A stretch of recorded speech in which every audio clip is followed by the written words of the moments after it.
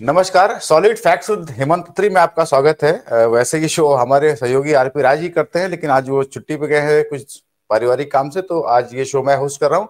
दर्शकों को बता दूं कि कोई नाराजगी नहीं है उनकी। पिछली बार जब मैंने सर के साथ बात की थी तो कुछ लोग उसमें कमेंट कर रहे थे कि लगता है कि आरपी राज से नाराजगी हो गई या कुछ इस टाइप का। ऐसी कोई बात नहीं, हमारे बड़े ही वैल्यूएबल सहयोगी है, वो छुट्टी गए हैं, 2-3 दिन घर में शादी है इसलिए। सर, मैं आज सर से मुझे बात करने के लिए फोन किया कि आज हम लोग किस पे बात करेंगे। तो हमारे पास कोई स्पेसिफिक टॉपिक नहीं था कि कोई घटना हुई हो इधर पिछले 3-4 दिनों में जिस पे हम स्पेसिफिक कोई आपको डेटा दें या कोई ऐसा फैक्ट बताएं। लेकिन मैं आज आपको अपनी बात एक शुरू कर रहा हूँ एक दूसरी बात से। जैसे कहते हैं कि प्यार के मोहब्बत के 7 मकाम होते हैं, 7 स्टेजेस ऑफ लव होते हैं। दिलकशी, उन्स, मोहब्बत, अकीदत, इबादत, जुनून और मौत। आखिरी फाइनल स्टेज मौत है। तो जब हम लोग पढ़ते थे तो हम लोग कहते थे कि जब एग्जाम आता है तो भाई पहले सेमेस्टर शुरू हुआ तो बड़ी खुशी होती थी कि भाई सब लोग खुश खुश आए थे, पढ़ाई लिखाई हो रही है। एग्जाम करीब आता था, थोड़ी चिंता होती थी, एग्जाम आ रहा, क्या करेंगे क्या नहीं करेंगे। और एग्जाम के 1-2 दिन पहले हम लोग जो है वो सब एक दूसरे से चुप हो जाते थे, कुछ खास बातचीत नहीं, सब लोग अपनी तैयारी में लगे हैं। और जिसकी तैयारी नहीं हो पाती थी वो जब एग्जाम वाले फाइनल दिन मिलता था, पूछो कि भाई हो गया तैयारी, तो वो हंसता था खूब जोर जोर से। उसके पास पता नहीं हुआ कि नहीं हुआ, खूब जोर से हंसता था और फाइनली वो फेल हो जाता था। तो हम लोगों की भी दशा आज की डेट में कुछ वैसी है। बात करने को सब कुछ है, बहुत सारी बातें हैं। आप देखिए तो हमारे पास कहीं से, जब मैं कहीं से बोल रहा हूं तो ना हमारे इकोनॉमिक फ्रंट पे, ना हमारे रोजगार के फ्रंट पे, ना हमारे विदेश पॉलिसी से, ना हमारी रक्षा पे कहीं से कोई अच्छी खबर, अच्छा डेटा नहीं आ रहा है। लेकिन आप इन जनरल देखिए तो एक उत्सव का माहौल है चारों तरफ। आप देखेंगे सब लोग खुश हैं। प्रधानमंत्री जी कल कोई शेयर के साथ कोई फोटो खींच रहे हैं, शेयर बाजार डूब रहा है, उन कोई फर्क ही नहीं है, सब लोग खुश हैं। कुंभ होके चला गया, सब लोग खुश हैं, कुंभ नहा लिया। अभी कुंभ का पानी 75 जिलों में वाटर उससे फायर ब्रिगेड से भेजा जा रहा है कि सब लोग पानी छिड़को जा करके। ये सब जो उत्सव का माहौल है, ये आपको क्या लग रहा है, ये क्यों ऐसा हो गया है? ये ऐसा थॉट प्रोसेस कैसे बदल गया लोगों का? लोग क्वेश्चन करना क्यों लोगों ने बंद कर दिया है? ये सब मैं जरा आपसे समझना चाह रहा हूं आज। गणेश भाई नमस्कार, आपको सारे दर्शक साथियों को। देखिए, ऐसा नहीं है कि टॉपिक नहीं है। उसी टॉपिक को जब आप हर रोज एक खास अंदाज में बात करते हैं तो हम जो अखंड भारत के जो नागरिक हैं उनकी ट्रोलिंग का शिकार हो जाते हैं। तो मुझे आज लगा कि हम उनकी तरफ से बोले। कभी कभी देखिए गलत हम करते हैं कि हम बौद्धिकता ले आते हैं, गंभीरता ले आते हैं, पता नहीं कौन कौन से चोले उठ लेते हैं। टॉपिक्स की कोई कमी नहीं है, टॉपिक्स आज भी देखेंगे आप और बड़े स्पेसिफिक देखेंगे।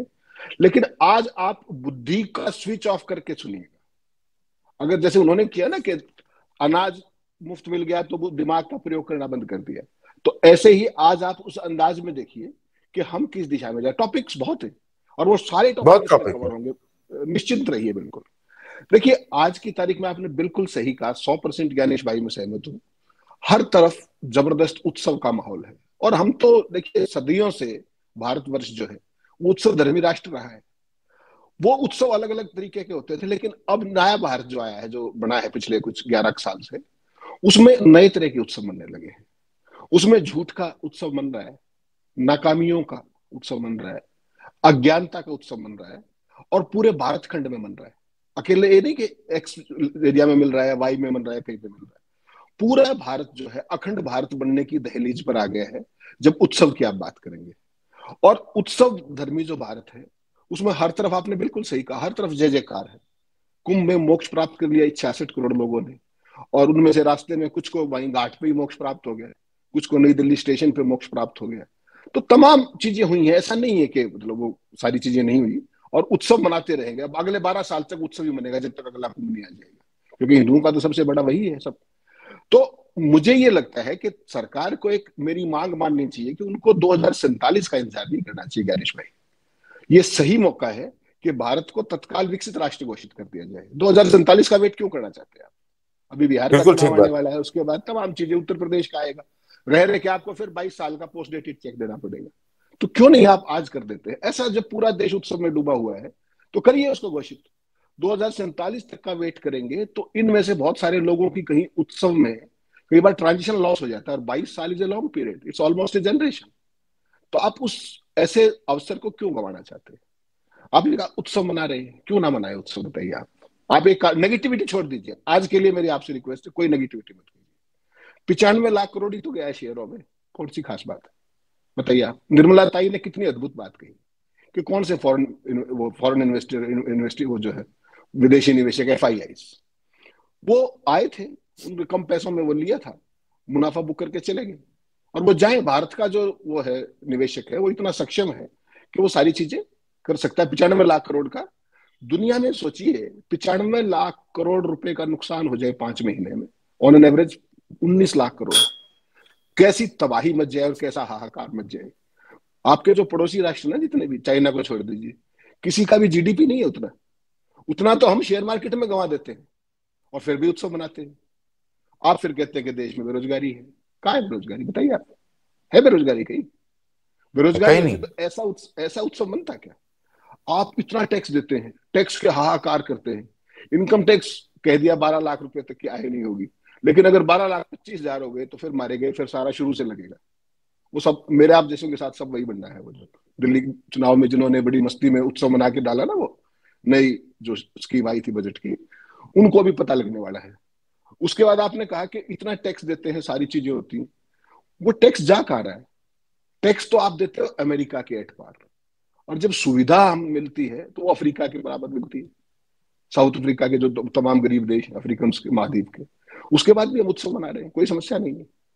हमारा जो मीडिया है वो हमें सूचना देने की बजाय सुबह से रात तक भरमाता है, हमें अज्ञानता के आजकल आजकल सर लड़ाई वो करवा रहे हैं, मुर्गे की लड़ाई भी करवा रहे हैं। वो ले आते, 2-3 लोगों को ऑब्वियसली। झगड़ा कराते हैं, मारपीट भी कराते हैं, गाली गलौज भी करा देते हैं।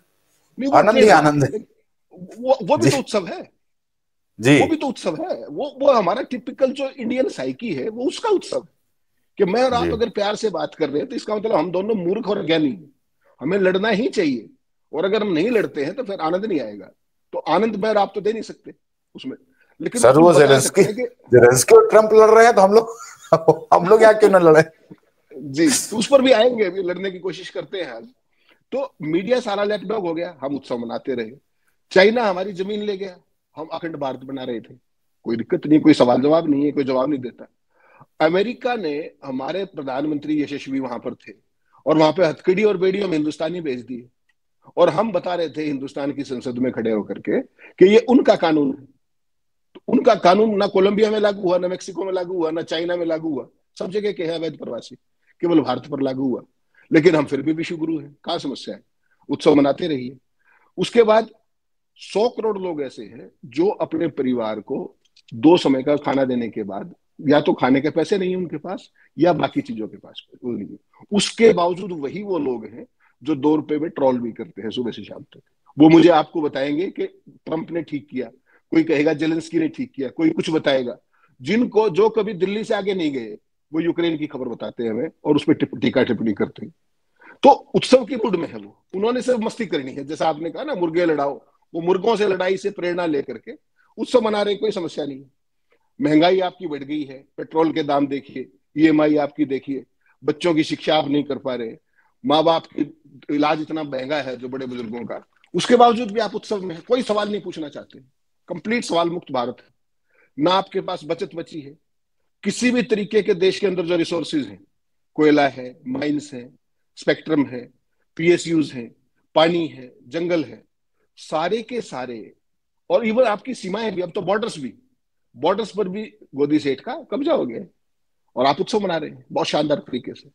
गोदी सेठ आजकल कच्छ के रण में, वहां पर 1 किलोमीटर के अंदर पाकिस्तान की सीमा में बहुत बड़े बड़े प्लांट लगा रहे हैं, और सारे बॉर्डर्स खोल दिए, किसी भी बॉर्डर पर 1 किलोमीटर के दायरे में, चाइना वाला भी खोल दिया। ये बहुत बड़े उत्सव की बात है, इससे दिखाता है कि आप कितने मजबूत हैं, आपको विदेशी शत्रु की कोई चिंता ही नहीं। आपका देश विश्व गुरु बन गया वास्तव में। डिस इन्फॉर्मेशन में देखिए लगातार बढ़ा हुआ है, मिस इन्फॉर्मेशन में लगातार नंबर 1 पे है। प्रेस फ्रीडम देख लीजिए आप, क्या गजब का उत्सव का माहौल है, और हम बना रहे हैं उसको। चुनाव आयोग बिल्कुल जाके किसी की गोदी में जाके बैठ गया, कोई सवाल का जवाब नहीं देता है, तर्क का कुतर्क करता है। एक ही एपिक नंबर 3-3 4-4 लोगों को मिल जाता है, उसको फिर बड़ा शेमलेसली डिफेंड किया जाता है। और ये क्या कहते हैं, जो हमारी भक्त मंडली है, जो अखंड भारतीय है, वो कहते हैं कि सब ये किसी फला के विरोधी हैं, या उसके विरोधी हैं, या फलाने के समर्थक है, या उसके चाटुकार हैं, तमाम तरह के शब्दावली उन्होंने निकाल ली है। तो जो चुनाव आयोग लगातार 70 सालों से अब तक जख मार रहा था, अब उन्होंने चुनाव कराना सीख लिया है। तो इसका उत्सव मनना चाहिए कि नहीं मनना चाहिए?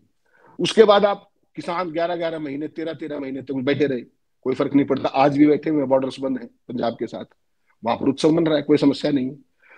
जो हमारे बुजुर्ग थे, जो फौजी थे, जिनके ऊपर सरकार चलती है राष्ट्रवादी, जिनके कारण सारी सेनाएं सीमाएं सुरक्षित है, उनकी 1 रैंक 1 पेंशन मंजूर होगी, ध्यान होगा आपको, कोई समस्या नहीं है, वो सर भी उत्सव में। सर एक सवाल मैं जरा बीच में पूछ लूं आपसे, फिर आप कंटिन्यू करिएगा। ये जो अखंड भारत के निवासी हैं, आखिर ये भी तो दिन भर उत्सव मना के शाम को घर जाते होंगे, इनके घर भी तो रोटी बनती होगी, इनके घर भी तो राशन आता होगा। ये उत्साह कैसे आता है आखिर में इनके यहाँ? ये महंगाई का फर्क क्यों नहीं है इनको? नहीं, फिर आप कह रहे फिर गंभीर बातों पर, आपकी समस्या ये है बॉस, अपने को अपना माइंड सेट हमारे दर्शकों के हिसाब से बदलना पड़ेगा। हमारे चैनल पर पहले उस तरह की चीजें कम होती थी, मैं पिछले 10-12 दिन से ऑब्जर्व किया, और तब मुझे लगा कि एक भगत के तौर पे अपने को एक शो करना चाहिए, और आपकी बाकायदा अनुमति ली मैंने, लिखित में ले रखी, आप मना नहीं कर सकते उसको। देखिए, जो लेटेस्ट रिपोर्ट आई, आपके सवाल का जवाब देता हूं। आपने कहा टॉपिक नहीं है, बहुत टॉपिक है ब्रदर, बहुत टॉपिक है। आपने सवाल पूछा कि ये इनके घर में क्या होता है, अखंड भारतीयों के, इनका नाम अखंड भारतीय होना चाहिए, कोई शक नहीं है इसमें। अभी अभी ब्लूम वेंचर्स की रिपोर्ट आई, इंडस वैली रिपोर्ट, उसमें 3 भारत का जिक्र किया गया। सबसे पहले इंडिया है, जिसमें 14 करोड़ है, 14 करोड़ लोग हैं। इंडिया की टोटल आबादी 144 करोड़ है, जैसा मोदी जी बोलते हैं। तो 14 करोड़ में सालाना आय हर एक की 13 लाख प्रति व्यक्ति है। तो उनकी कोई दिक्कत नहीं है, वो इंडिया है, आनंद में है, वो जो मर्जी आए करें। वो चाहे तो विदेश में चले जाए, वो ट्रंप का गोल्डन कार्ड लेके चले जाए, वो बिना बताए चले जाए, आपके पैसे लेके चले जाए बैंकों के, कोई समस्या नहीं है उनको, तो वो उत्सव में है। उसके बाद 30 लाख करोड़ दूसरा है, वो भारत है। उनकी प्रति व्यक्ति सालाना आय 2,62,000 रुपए है। ये वो आबादी है जिसको कंजम्पशन क्लास होना चाहिए आइडियली, लेकिन उनका भी क्या हो रहा है उस पर भी हम आगे चर्चा करेंगे। और तीसरा जो आपका स्पेसिफिक सवाल था, जो कि बहुत ही जरूरी है और जो अखंड भारत के लिए जरूरी है, वो है तीसरा अखंड भारत। उसमें 100 करोड़ की आबादी है, 100 करोड़ की, ध्यान से सुनिएगा, और 87,470 रुपया उनकी प्रति व्यक्ति सालाना आय है, यानी कि हर महीने करीब 7,500 रुपये। थोड़ी नहीं है, बहुत है। 87, इनकी जो आय है वो अफ्रीका के सबसे जो गरीब देश हैं उनमें से, उनसे भी कम है। और इनके पास 2 टाइम का रोटी तो छोड़ दीजिए आप, रोटी मिलनी मुश्किल है पहली बात तो, और खर्च के लिए अलग से पैसे की तो सपना भूल जाइए आप। वो कोई ना कोई विषय है, ना उसमें कोई द्वंद है, कोई दिक्कत नहीं। लेकिन आपने कहा उनका घर का खर्च कैसे चलता है, उनका जो सारी चीजें, मेरे आप भौतिक सवाल पूछते हैं, आप उसको उनकी नजर से देखिए। धर्म की जो राजनीति है, उन्होंने अपना दिमाग उसको दान कर दिया है। जब आप दिमाग को दान कर देते हैं ना, तो उसके बाद समस्याएं खत्म हो जाती है। समस्या केवल बची है कि दिमाग का प्रयोग करने वाला व्यक्ति दुखी है, जो बिना दिमाग का व्यक्ति है वो भक्ति में लीन है। तो वो सारे के सारे ये वही भक्त है, आप ध्यान रखिए। 82 करोड़ मुफ्त राशन मिल गया, 82 करोड़ को सरकार कहती है ऑफिशियली, और बड़े गर्व के साथ कहती है। 144 करोड़ की आबादी, 82 करोड़ को मुफ्त राशन। तो ट्रोलिंग करके यही लोग राष्ट्र धर्म का सर्टिफिकेशन दे देते हैं, और यही वो मोदी जी का कोर वोट बैंक है, जिसके कारण आज मोदी जी भी बुलंद हैं और अखंड भारत भी बुलंद है। तो इनको आप वाली समस्याएं, मेरे वाली समस्याएं, जो देश की समस्याएं, इनको इस बात से कोई मतलब नहीं। और इस सारे में जो सबसे बड़ा फोर्स मल्टीप्लायर है, वो है आपका डॉगी मीडिया, कि हर तरफ चंगासी, हर तरफ चंगासी। एक छोटी सी बात पे आता हूं, उसके बाद आप जो कहेंगे। अभी अभी आपने एक डेटा और देखा, जीडीपी ग्रोथ आई 6.2% आई पिछले क्वार्टर की। उसके मैं डेटा देख रहा था, अखंड भारत के लिए बताना चाह रहा था। इंडस्ट्रियल डेटा, जो इंडस्ट्रियल ग्रोथ थी वो 11.8 से घटकर 4.5% रह गई, इंडस्ट्रियल ग्रोथ। सर्विस सेक्टर जो लगातार बढ़ाव पे था, 8.3 से घट करके 7.4% पे रह गया। और असली रोजगार ये इंडस्ट्रियल सेक्टर ही देता है ऑब्वियसली। और जो ब्रॉड जो है, या तो एमएसएमई देता था, वो तो आपने नोट हाँ, कर दिया था। सर्विस सेक्टर में बहुत नॉमिनल जॉब क्रिएट होती हैं। हाँ, सर्विस सेक्टर में जॉब उतना लंबा चौड़ा नहीं होता, लेकिन रेवेन्यू काफी आता है उसमें, मैन पावर कम होती है, तो उसमें रेवेन्यू काफी, रेवेन्यू सेंट्रिक हुआ। माइनिंग जो डॉगी सेट करते हैं, वो भी घट के 4.7 से घट के 1.4% रह गया। मैन्युफैक्चरिंग सोचिए, 14% से घटकर 1/4, 3.5% रह गया। 3.5% मैन्युफैक्चरिंग हिंदुस्तान का। कंस्ट्रक्शन 10% से घटकर 7% रह गया। इलेक्ट्रिसिटी 10.1 से घटकर के 5.1% रह गया। ट्रेवल 8% से 6.7% रह गया, और रियल एस्टेट 8.4 से 7.2% रह गया। गजब देखिए, देश में समस्या कहाँ है? गरीबी के कारण, बदहाली के कारण, तमाम कारणों के चलते देश में जरूरत है डिमांड बढ़ाने की, और मोदी जी और निर्मला ताई का फोकस किस पे है? प्रोडक्शन बढ़ाने पर। यानी कि आपके पैर में दिक्कत है और मैं आपके कान का इलाज कर रहा हूं। ऐसे सर्जन, ऐसे प्रोफेसर, ऐसे इतने बड़े नोबेल पुरस्कार विजेता अर्थशास्त्री या अनर्थशास्त्री कहां मिलेंगे? तो ये जो पूरे देश में उत्सव धर्मिता है, ये सारे तथ्य उसमें ऐड कर रहे हैं, उसकी ग्लोरी जो है उसको और फर्दर ऐड कर रहे हैं। और कोई सवाल नहीं पूछ रहे साहब। जो आपने उत्सव की बात की थी उसमें कुछ चीजें रह गई, अगर आप अनुमति दें तो। जितना जी जी भी जो सर। कुछ हुआ, पुलवामा वाला जितना बड़ा हादसा हुआ, आज तक आपको उसको जांच रिपोर्ट पता है? उसकी जांच रिपोर्ट कहां थी? उन सैनिकों को, जो सीआरपीएफ के सैनिक थे, उनको जहाज क्यों नहीं दिया गया मूव करने के लिए? कोई सवाल है आपका? और वो किसके बच्चे थे? वही 100 करोड़ वालों के थे, ऊपर वाले 44 करोड़ के नहीं थे, कुल 100 करोड़ अखंड भारतीयों के थे। कहीं कोई सवाल नहीं। धुआंधार मोदी जी जीत के आए। नोटबंदी के बाद आपने देखा वो आरडीएक्स कहां से आया था पुलवामा के अंदर, कोई सवाल जवाब नहीं साहब। उत्सव है, देश राष्ट्र भक्त, सर सारी चीजें। सर नोटबंदी सर, मुझे लगता है कि एक ऐतिहासिक ऐसा उत्सव है जो कि किसी भी अर्थशास्त्री के समझ में नहीं आया कि वो क्यों किया गया था, उसके क्या फायदे हुए। ये सर एक ऐतिहासिक उत्सव है जो जो कि हम लोग को आजादी जैसे मिली थी, और हम लोग को मनाना चाहिए। 8 नवंबर का एक दिन तय हो जाना चाहिए कि भाई इस दिन हम लोग एक नया बड़ा उत्सव मनाया करेंगे, क्योंकि वो किसी अर्थशास्त्री के समझ के बाहर की चीज थी, वो क्यों किया गया था। नहीं, वो तो उनको भी नहीं पता, वो छोड़ दीजिए आप, उनको भी नहीं पता। लेकिन भगत जो आज खड़े हैं ना सड़कों पर, जो आज उनको 2 रुपए के ट्रोल पे लाके खड़ा कर दिया, उसमें उसका बहुत बड़ा योगदान था। किसी के जी घर की संदूक के कोने में किसी बुजुर्ग माता के पास अगर 150 रुपए पड़े थे, वो भी निकलवा दिए। कोई छोटी चीज नहीं थी। और किस तरीके से दिमाग को ओरिएंट किया गया, दिमाग के अंदर जो फतूर भरा गया, आतंकवाद भी खत्म हो जाएगा, काला धन भी खत्म हो जाएगा, लैशकेस इकोनॉमी हो जाएगी, सारी चीजें। आज अगर उस टाइम के दौर में देखें, उस समय में पढ़ रहा था, 15 लाख करोड़ रुपए कैश था मार्केट में हिंदुस्तान की। आज आपको पता है कितना है? लेस कैश का जमाना है। 35 लाख करोड़ का वो मार्केट में है नोट। ये है उसकी अचीवमेंट। आतंकवाद खत्म हो ही गया, पता है आपको। ब्लैक मनी बिल्कुल खत्म हो गया, नकली नोट खत्म हो गई। तो ये सारी अचीवमेंट, आप उसको फिर उसी पे नेगेटिविटी पे आ गई। नेगेटिविटी पे मत आइए, उसकी जी अचीवमेंट देखिए। पहले अगर 25 करोड़ लोग ट्रोल करते थे, तो आप मान के चलिए उनकी संख्या 50 करोड़ की ट्रोलिंग पे होगी। उनको कोई मतलब नहीं यूक्रेन में क्या हो रहा, फला में, छोड़ दीजिए आप उसको। कहीं भी कोई स्टॉक मार्केट रेगुलेटर, कभी आपने सुना था कि सेबी के चीफ के खिलाफ पर्चे दर्ज हो? कभी सुना था आपने? हिंडनबर्ग उसकी डायरेक्ट इम्पीचमेंट वो दिखा रहा है, सब कुछ दिखा रहा है। लोकल कोर्ट ने बॉम्बे में कह दिया कि साबिन के खिलाफ क्रिमिनल केस दर्ज किया जाए। हाई कोर्ट ने very next day with in 24 hours stay कर दिया उसको, 24 घंटे के लिए। सोच के देखिए आप, 24 घंटे में तो मेरी आपकी पिटीशन भी ना बने, हो सकता है 10 दिन बता दे वकील, वो स्टे भी ले आए। क्योंकि क्यों? क्योंकि उसके तार कहीं और से जुड़े थे। और भक्त खुश हैं, भगत उत्सव के माहौल में है। स्टॉक मार्केट के अंदर जो हिंडनबर्ग ने जो कुछ बताया था, और रह रह करके चुनाव वाले दिन 4 तारीख को रिजल्ट आया था, राहुल गांधी ने 6 को प्रेस कॉन्फ्रेंस करके स्टॉक मार्केट की मैनिपुलेशन और हालत बताए थे। उसमें कोई भी अंतर हो तो बता दीजिए। 95 लाख करोड़ चला गया, किसी को कोई फर्क पड़ रहा है? उत्सव बन रहा है। ओलंपिक चैंपियन थी, सड़कों पर पड़ी रही, घसीटती रही, फुला रही। उसके बावजूद भी दिल्ली का चुनाव का रिजल्ट देख लीजिए, हरियाणा का देख लीजिए, महाराष्ट्र का देख लीजिए, उत्सव है, कोई परवाह नहीं। अब भी किसान बैठे हुए हैं दिल्ली में, फिर भी आउटर दिल्ली में सब जगह बीजेपी को जीत मिली है। कहां समस्या है? उत्सव है। उसके अलावा जितने भी आज देश के अंदर महिलाओं के खिलाफ अपराध है, कभी आपने सुने नहीं होंगे इस तरह के अपराध है, उसके बावजूद कहीं कोई चिंता नहीं। केवल महिलाओं को डायरेक्ट कैश ट्रांसफर कर दीजिए, बात ही खत्म होगी।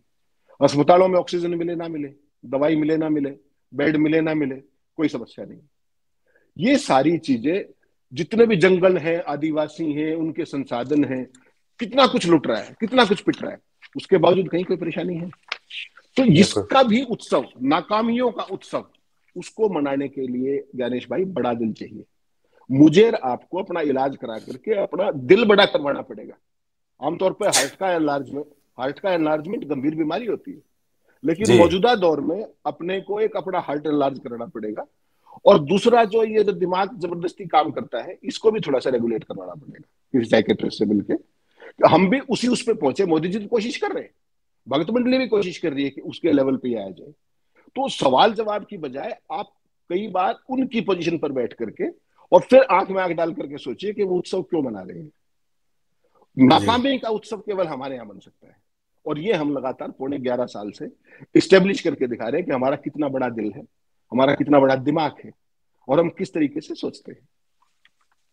जी सर, ये मतलब सच में कुछ जादूगरी है या लोग ऐसा, मैं भी नहीं समझ पा रहा हूँ ये उत्सव लोगों को क्या हो गया है, ये ऐसा जादू चला कैसे है, ये हुआ क्या लोगों को? हम लोग तो बड़े ही क्वेश्चनिंग माइंड लोग थे, ये अचानक से नाकामियों का उत्सव क्यों मनाने लग गए हम लोग?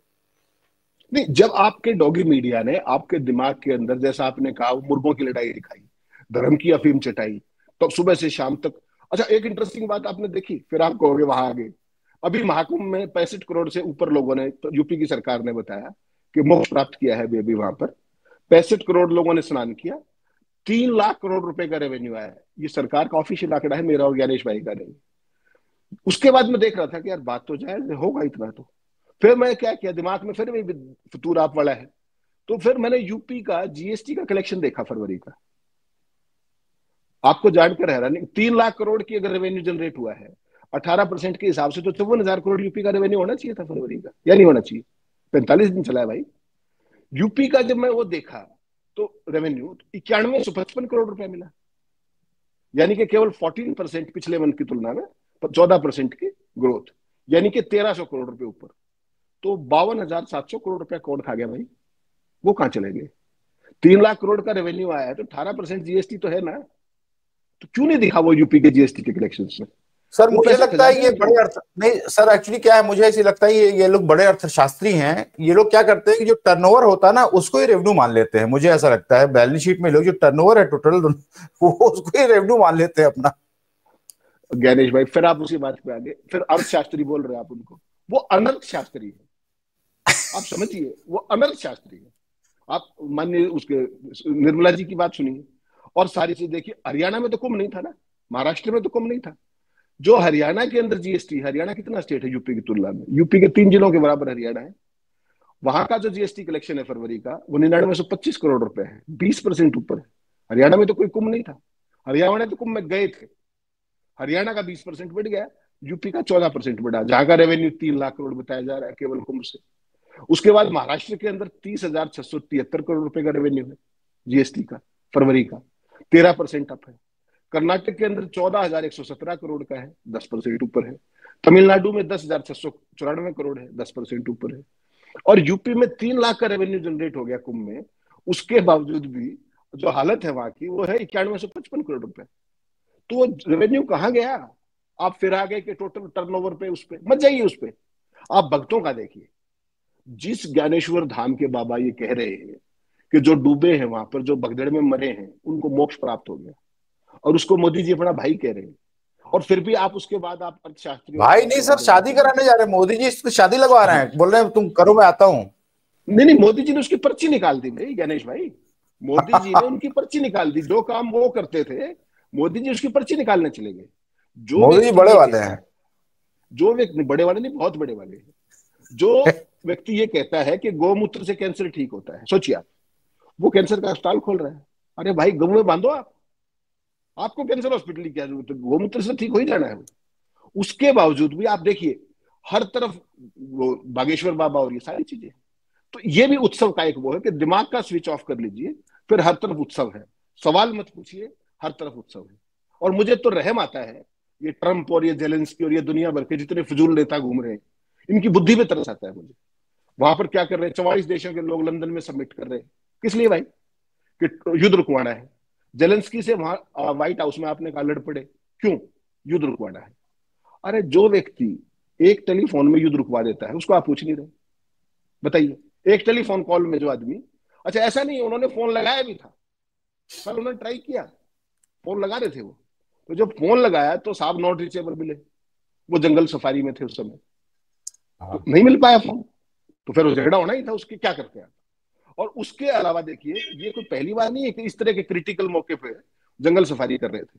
आपको ध्यान होगा जिस दिन पुलवामा हुआ था, उस दिन भी जंगल उस सफारी दिन भी चल रही हाँ, थी, जिम कॉर्बेट में शूट थे चल उस रहा दिन। था, शूट चल जी। रहा था।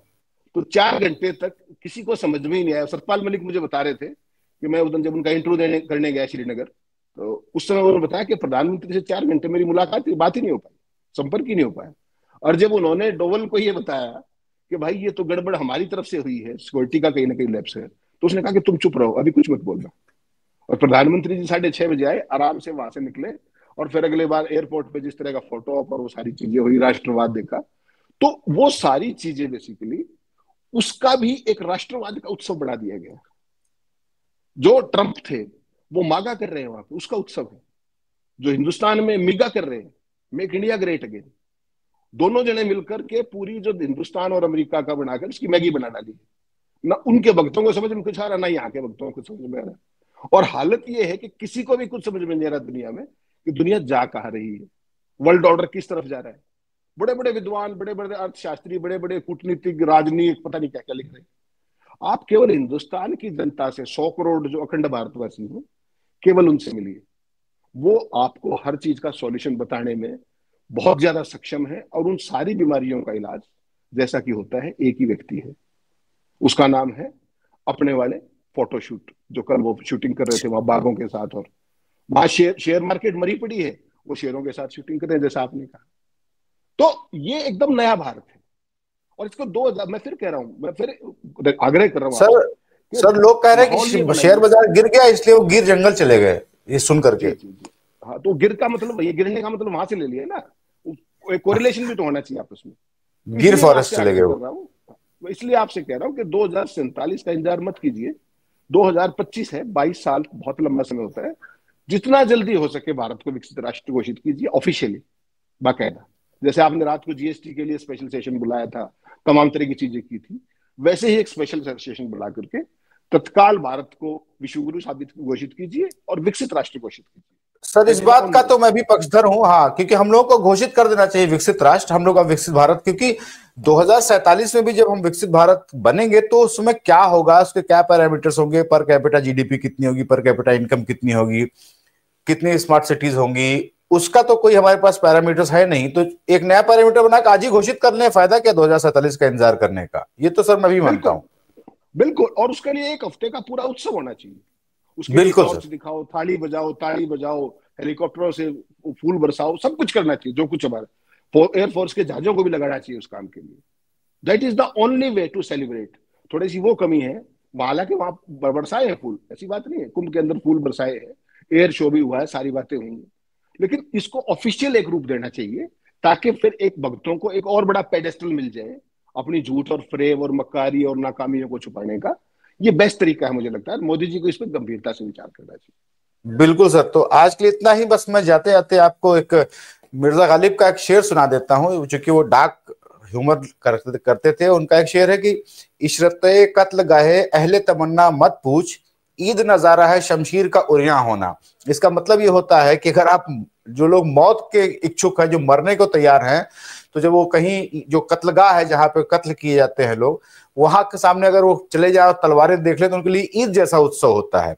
वो एक गहरी बात कहते थे गालिब साहब, अगर आप मरने को तैयार है, चाहे मोहब्बत में या जल्दी या खुदा की इबादत में, शायद उन्होंने कभी कहा हो, लेकिन आज की स्थिति में देखिए कि अगर आप मरने को कुएं में डूबने के लिए तैयार हैं, तो हम पत्रकार हैं, हम लोग बातें बताते रहते हैं, आपके सामने तथ्य लाते रहते हैं। अगर उसके बाद भी अखंड भारत के लोग उत्सव मनाना चाहें तो मना सकते हैं। हमारा और तीसरे का प्रयास है कि हम आपको सही सूचनाएं देते रहें। आज के लिए इतना ही। हेमंत सर, हमसे बात करने के लिए बहुत बहुत धन्यवाद। दर्शकों का भी बहुत धन्यवाद। Thank you so much.